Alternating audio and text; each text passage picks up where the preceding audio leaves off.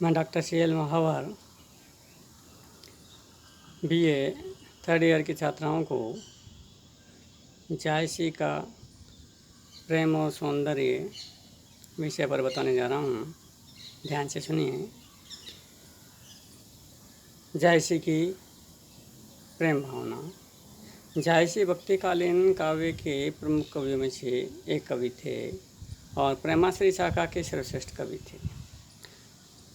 इनका पद्मावत है। पद्मावत के अंतर्गत हिंदू और मुस्लिम दोनों शैलियों का मिश्रण देखने को मिलता है और दोनों ही शैलियों का जो मिश्रण है बड़ा ही सूक्ष्म तरीके से इन्होंने वर्णन किया है।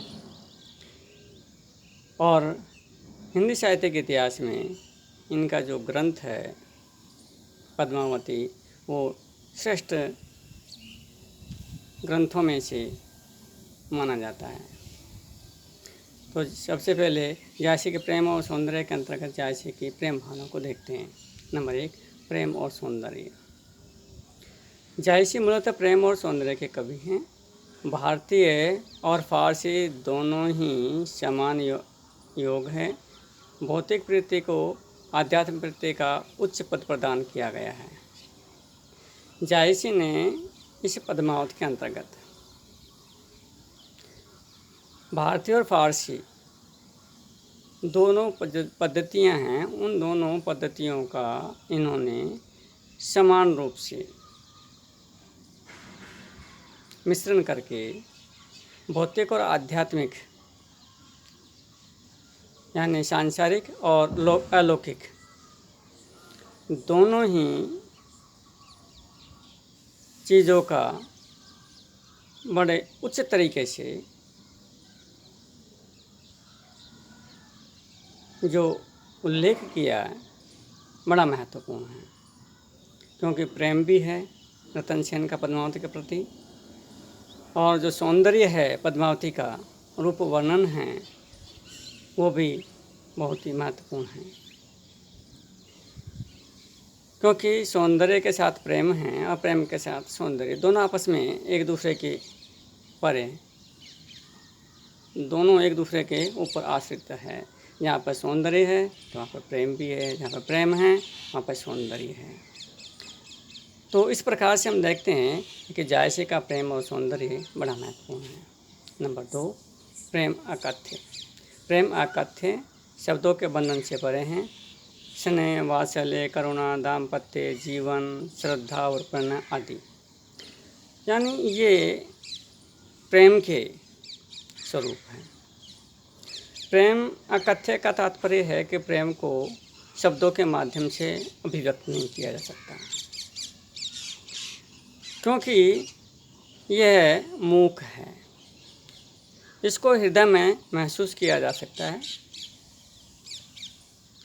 अनुभव किया जा सकता है, परंतु यदि किसी व्यक्ति से कहें कि आप प्रेम के बारे में बोलिए तो जो उसके मन में जो अंदर जो महसूस हो रहा है, जो प्रसन्नता हो रही है, जो सुख आनंद उससे प्राप्त हो रहा है, उसको उसी रूप में वह अभिव्यक्त नहीं कर पाता, क्योंकि उसके लिए उसके पास शब्द नहीं है।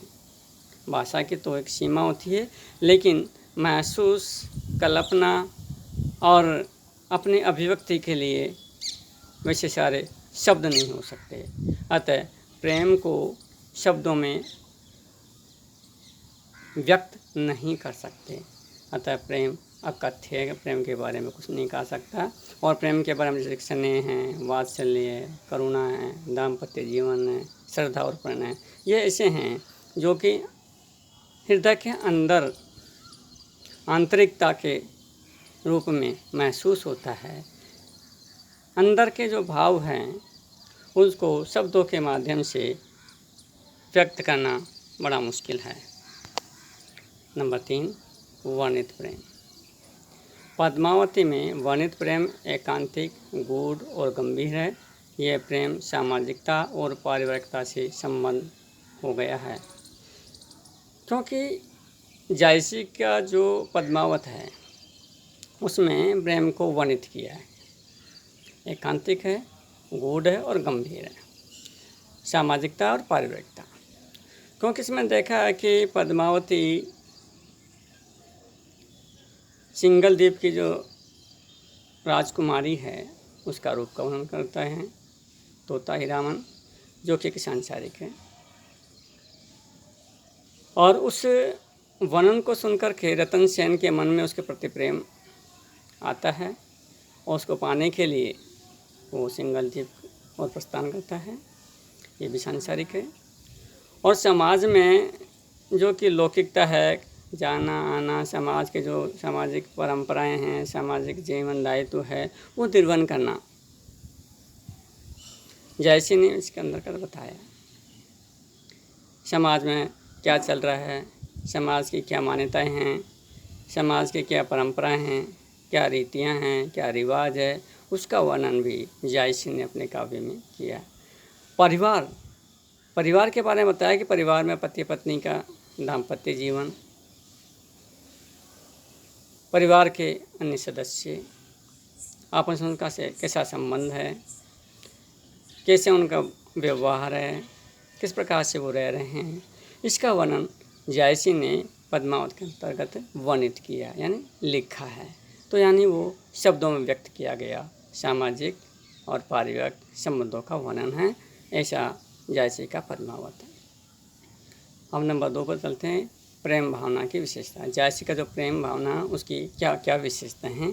नंबर 1, लौकिकता। रतन सेन को पद्मावती के मनोभाव का वाहक है, यानी इस संसार में भौतिक जगत के अंतर्गत जो रतन सेन हैं वो एक इस संसार में साधारण व्यक्ति के जैसे एक अपना दायित्व निभाता है।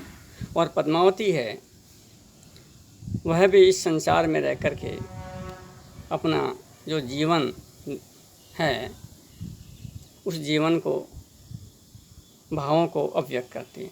तो रतन सेन और पद्मावती दोनों ही अपने जो सामाजिक जीवन है, लौकिक जीवन है, उस जीवन के बारे में बताने वाले हैं। अपने इनके माध्यम से, रतन सेन और पद्मावती के माध्यम से इस जीवन के, इस लौकिक जीवन के बारे में बताया गया है जायसी ने। नंबर 2, आध्यात्मिक प्रेम। पद्मावत में अलौकिक या आध्यात्मिक प्रेम की वंदना से चित्रित हुई है। जायसी ने अपने जो पद्मावत है इसमें लौकिकता के साथ में अलौकिकता रतन सेन और पद्मावत के माध्यम से बताया। आत्मा, परमात्मा, जीव और ब्रह्म का इन्होंने अभिव्यंजित किया। लौकिक से अलौकिक बनाया, लौकिक से अलौकिक आध्यात्म की व्यंजना जायसी ने इस पद्मावत में चित्रित की है, जो कि बड़ी महत्वपूर्ण है। इसमें संसार में जीवन से ये पद्मावती और रतन सेन के माध्यम से अभिव्यक्त किया है, चित्रित किया। नंबर 3, प्रतीकात्मकता।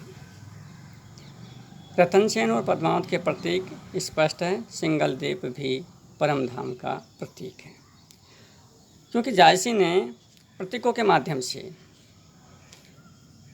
अपने पद्मावत को अभिव्यक्त किया है। इसमें रतन सेन और पद्मावत आत्मा और परमात्मा है, और जहाँ पर मिलते हैं वो परम धाम, वह है सिंगल द्वीप। तो प्रतीकों के माध्यम से, यानी आत्मा, परमात्मा और जो उसका स्थान है परमात्मा का, आत्मा का मिलने का, उस स्थान के बारे में व्यक्त किया, तो वो है इस संसार के लौकिक जीवनों के माध्यम से अभिव्यक्त किया है। इसमें रतन सेन, पद्मावती और सिंगल द्वीप बड़े महत्वपूर्ण है। इन प्रतीकों के माध्यम से जायसी ने पद्मावत का जो प्रतीक अभिव्यक्त किए हैं वो भी बड़े महत्वपूर्ण हैं। नंबर 4, अनन्यता, त्याग, तपस्या और वैराग्य। जायसी ने अपने इस पद्मावत के माध्यम से प्रेम पद्धति में अनन्यता, त्याग, तपस्या और वैराग्य का भी पुट है। इस संसार से मुक्ति पाने के लिए सबसे सरल और सहज माध्यम है प्रेम, निश्चल प्रेम। के माध्यम से हमें इस संसार से मुक्ति मिल सकती है। या अनन्य प्रेम हो, त्याग है, किस प्रकार से अपना सब कुछ न्यौछावर कर देते हैं प्रेम के अंतर्गत।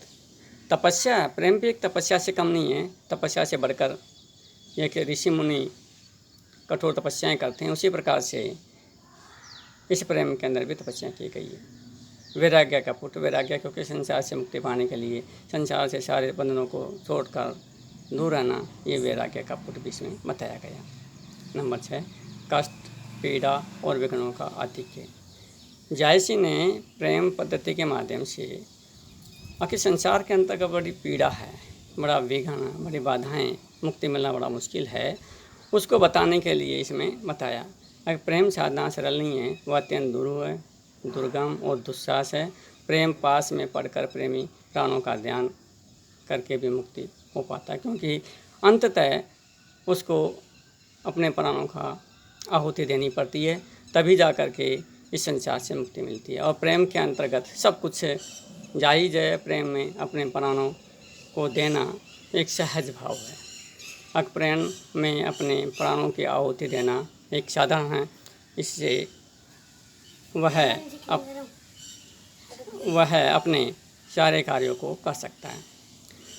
अतः प्रेम के अंतर्गत जो पीड़ा है, बाधाएं हैं, इस जायसी ने अपने पद्मावत के माध्यम से बताया है, जो कि बड़ा महत्वपूर्ण है, क्योंकि प्रेम में प्राणों को त्यागना, प्राणों को देना सहज माध्यम से ही संभव हो जाता है। नंबर 6, फारसी शैली का प्रभाव। जायसी के पद्मावत में फारसी शैली को अपनाया है। आखिर फारसी शैली के अंतर्गत देखते हैं, आखिर नख सिख वर्णन है। हिंदू परंपरा के अंतर्गत तो नख सिख वर्णन होता है, लेकिन मुस्लिम परंपरा के अंतर्गत सिख नख वर्णन है। तो जायसी ने सिख नख वर्णन किया है पद्मावती में, पद्मावत का जो रूप वर्णन है।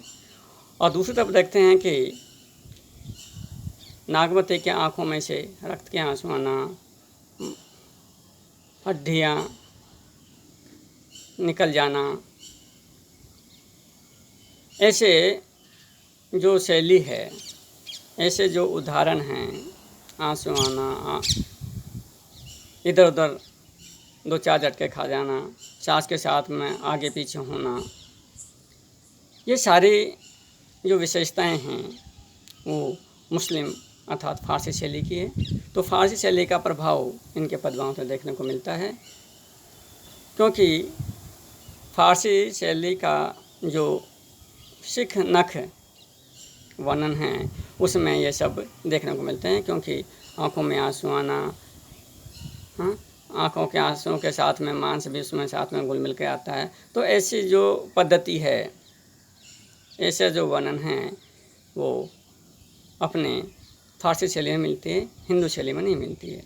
अतः फारसी शैली का प्रभाव भी जायसी के इस पद्मावत के अंतर्गत है। आज हम इतना बताएंगे। धन्यवाद।